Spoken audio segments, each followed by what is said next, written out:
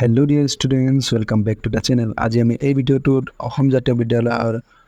যেটো টেষ্ট পৰীক্ষা হৈ আছে ক্লাছ 10ৰ যেটো বিজ্ঞানৰ প্ৰশ্ন পেপাৰ আছে সেইটো আমি আজি ইয়াত সমাধান কৰিম ওকে আৰু এইটো প্ৰশ্ন পেপাৰটো শোণিতপুৰ জিলাৰ হয় ওকে সো আৰু এই পৰীক্ষাটো হৈছিল 26 তাৰিখে সো আজি 26 তাৰিখে হয় এইটো ভিডিওটো 27 তাৰিখে আপলোড কৰা হ'ব সো তোমালোকে এইটো 27 তাৰিখে চাব পাৰিবা ওকে তো এটা সো আমাৰ কোৱেশ্চন নম্বৰ 1 কি কৈছে এই কোৱেশ্চন নম্বৰ 1 আমাক দিছে শুদ্ধ উত্তৰটো বাছি লোৱা মানে এমসিকিউ দিছে আমাক আৰু এই নম্বৰ নাম কৈছে এটা পোহৰৰ ৰশ্মি দাপোন এখনৰ লম্বভাৱে আপতিত হৈছে আপতন কোণ আৰু প্ৰতিফলন কোণৰ মান হ'ব এটো কি হয় যদি কি হয় এটা পোহৰৰ ৰশ্মি দাপোন এখনৰ লম্বভাৱে আপতিত হয় তো আপতন কোণ আৰু কি হয় প্ৰতিফলন কোণটো আমি সমান পাইছো নহয় জানো তো লম্বভাৱে আপতিত হ'লে 90 ডিগ্ৰী হ'ব তো আপতন কোণ আৰু প্ৰতিফলন কোণ দুটাও কি হয় 90 ডিগ্ৰী হ'ব তো আমাৰ অপচন সি টো হ'ব শুদ্ধ উত্তৰ ওকে আৰু বি নম্বৰটো সব বি নম্বৰটো আমাক কৈছে অবতল দাপোন এখনৰ সন্মুখত সি আৰু এফৰ মাজত এটা লক্ষ্যবস্তু ৰাখিলে প্ৰতিবিম্বৰ আকাৰ হ'ব সি আৰু এফৰ মাজত থাকিলে আমাৰ প্ৰতিবিম্বৰ আকাৰটো হৈ যাব আমাৰ দুই নম্বৰটো বিবৰ্ধিত ওকে ইয়াৰ পাছত সি নম্বৰটো দিছে তলৰ উক্তি দুটা বিবেচনা কৰা আমাক এক নম্বৰ কৈছে উত্তৰ লেন্স এখনৰ পৰা অসীমত ৰখা লক্ষ্যবস্তুৰ প্ৰতিবিম্ব সৎ আৰু উল্টা প্ৰকৃতিৰ আৰু দুই নম্বৰটো দিছে অবতল লেন্স এখনৰ অসীম আৰু আলোক কেন্দ্ৰৰ মাজত ৰখা লক্ষ্যবস্তুৰ প্ৰতিবিম্ব অসৎ আৰু উল্টা আকৃতিৰ তো ইয়াত হ'ব আমাৰ প্ৰথমটো সত্য আৰু কি হ'ব দ্বিতীয়টো সত্য ওকে অবতল লেন্স এখনৰ পৰা অসীমত ৰখা লক্ষ্যবস্তুৰ প্ৰতিবিম্ব ইয়াৰ পাছত যদি আমি ডি নম্বৰটো চাওঁ ডি নম্বৰটো আমাক দিছে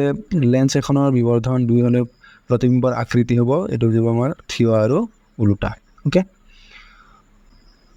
এটা যদি আমি ই নম্বৰ চাওঁ ই নম্বৰটো আমাক কি কৈছে লক্ষ্যবস্তুৰ সমান আকাৰৰ সৎ প্ৰতিবিম্ব পাবলৈ লক্ষ্যবস্তুটো উত্তৰ লেন্সৰ সন্মুখত থকা কোন স্থানত ৰাখিব লাগিব তো এইটো হৈ যাব আমাৰ অপচন নম্বৰ 3 টু ফকাস দৈৰ্ঘ্যৰ দ্বিগুণ দূৰত্বত ওকে যেহেতু আমি জলদি কৰিব বিচাৰিছে সেইকাৰণে মই গোটেইকেইটা অপচন চাই থকা নাই ওকে ডাইৰেক্ট মই আনসাৰটো কৰিব আছে পিছত এফ নম্বৰটো এটা মাধ্যমৰ প্ৰতিফলনাংকৰ প্ৰকাশ ৰাখি হ'ব এইটো হৈ গ'ল আমাৰ কি হ'ব n = c/v নহয় জানো কি n মানে হৈ গ'ল আমাৰ প্ৰতিফলনাংক c মানে হৈ গ'ল আমাৰ ফোইনত পোহৰৰ গতি আৰু v মানে মাধ্যমত পোহৰৰ গতি ওকে তাৰপিছত জি নম্বৰটো দিয়া আছিল অবতল লেন্স এখনৰ ফকাস দৈৰ্ঘ্য 50 সেন্টিমিটাৰ লেন্সখনৰ ক্ষমতা হ'ব এইটো হৈ যাব আমাৰ -2 ডায়প্টাৰ ওকে এৰ আমাৰ কি দিয়া আছে প্ৰথমতে আমাৰ যোনটো দৈৰ্ঘ্য দিয়া আছে এইটো 50 সেন্টিমিটাৰ দিয়া আছে যেটো আমি কি হয় লেন্সৰ সমতলৰ সদায় মিটাৰত কৰি লওঁ তো আমি এইটো প্ৰথমতে মিটাৰত কৰি ল'ব লাগিব আৰু সেনেকুৱা কৰি আমি কৰিলে কি পাম আমি আনসাৰটো পাম -2 দি ওকে আৰু ক্ষমতা আছিল কিমান p = 1/f এইটো সূত্ৰ তোমালোকে কৰিব পাৰা ওকে ইয়াৰ পিছত আমি এই নম্বৰটো চাওঁ অগ্নাশয় গ্ৰন্থিয়ে নিঃসৰণ কৰা অগ্নাশয় ৰসত থকা উৎসেচক হৈছে এইটো যাব আমাৰ ট্ৰিপচিন আৰু লাইপেজ ওকে আই নম্বৰটো হাওফাৰ পৰা অক্সিজেনযুক্ত তেজ আহি হৃদযন্ত্ৰত সোমোৱা কোঠালিটো হৈছে এইটো হ'ব আমাৰ বায়ুলিন্দ অপচন নম্বৰ 1 টু শুদ্ধ ওকে যে নম্বৰটো আমাক দিয়া আছে আমাৰ দেহত কাৰ্বন ডাই অক্সাইড আৰু অক্সিজেন গেছৰ বিনিময় হোৱা স্থান এইটো হৈ গ'ল আমাৰ হাওফাৰ বায়ুফুক ওকে এটা যদি আমি চাওঁ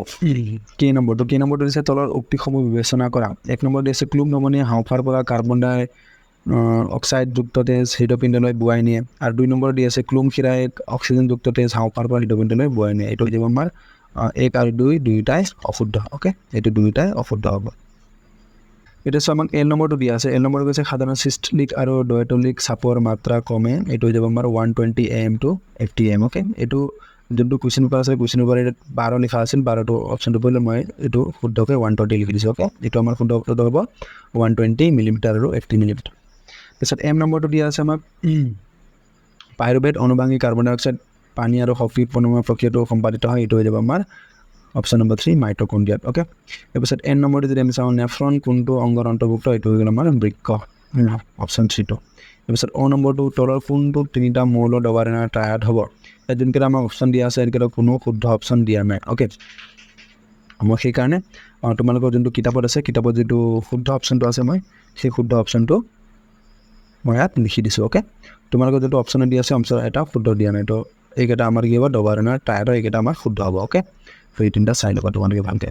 আৰু পি নম্বৰটো দিছে সমস্থানিক বলৰ ক্ষেত্ৰত তলৰ কোনটো উক্তি সত্য তো সমস্থানিক ক্ষেত্ৰত কি হয় ৰাসায়নিক ধৰ্মগুণ একে থাকে কিন্তু কি হয় ভৰবিলাক বেলেগ বেলেগ থাকে পাৰমাণৱিক ভৰটো কি হয় বেলেগ বেলেগ থাকে ওকে তাৰপিছত কিউ নম্বৰটো তলৰ উক্তি দুটা বিবেচনা কৰা গৈছে এক নম্বৰ দিছে বৰ্গ এটাৰ ওপৰৰ পৰা তললৈ ক্ৰমে কক্ষৰ সংখ্যা বাঢ়ে এইটো শুদ্ধ হয় আৰু বৰ্গ এটাৰ মৌলবোৰৰ যোজক ইলেক্ট্ৰনৰ সংখ্যা একে দুটাও কি হ'ব আমাৰ সত্য হ'ব তে আমাৰ কি হ'ব 1 আৰু 2 দুইটা শুদ্ধ ওকে আৰ নম্বৰটো দি আছে আমাক তলৰ উক্তি দুটা বিবেচনা কৰা এক নম্বৰ দিছে পৰ্যায় এটাত বাওঁফালৰ পৰা সোঁফাললৈ পাৰমাণৱিক ব্যাসাৰ্ধ বাঢ়ে এইটো আমাৰ কি হয় অশুদ্ধ আৰু 2 নম্বৰটো দিছে বৰ্গ এটা তললৈ গ'লে পাৰমাণৱিক আকাৰ বাঢ়ে ইয়াৰ মানে দিব ঘ নম্বৰটো প্ৰথমটো অশুদ্ধ আৰু দ্বিতীয়টো শুদ্ধ ওকে ইয়াত যদি আমি চাওঁ এছ নম্বৰটো কৈছে বৰ্গ এটাৰ মৌলসমূহৰ ধৰ্ম একে হোৱাৰ কাৰণ বৰ্গ এটাৰ মৌলসমূহৰ ধৰ্ম একে হোৱাৰ কাৰণ কি হয় সিহঁতৰ বাহিৰতম পক্ষতকৈ ইলেক্ট্ৰনৰ সংখ্যা একে থাকে ওকে বৰ্গ এটাত কি হয় সকলোবোৰ কি মৌলৰ বাহিৰতম পক্ষত ইলেক্ট্ৰনৰ সংখ্যা একে থাকে সেইকাৰণে সিহঁতৰ ধৰ্ম একে ওকে ইয়াৰ পাছত তোমালোকৰ কি হয় দীঘল প্ৰশ্নবোৰ দি আছে অংকবোৰ দি আছে এইবোৰ এতিয়া আমি ইয়াত চাই নাথাকোঁ ওকে এইবোৰ তোমালোকে PDF টো ডাউনলোড কৰি ল'বা আৰু PDF ডাউনলোড কৰিবৰ কাৰণে মই ৱেবছাইটৰ লিংকটো ডিছক্ৰিপশ্যনত দি দিছোঁ তাত তোমালোকে গৈ পেলাই ডাইৰেক্ট ক্লিক কৰি তোমালোকে তাত স্ক্ৰল কৰি পঢ়ি চাব পাৰিবা আৰু তোমালোকে এই যোনটো PDF দি আছে এইটো PDF টো ডাউনলোড কৰি ল'ব পাৰিবা আৰু কুৱেশ্যন পেপাৰটো তোমালোকে ডাউনলোড কৰি ল'ব পাৰিবা ওকে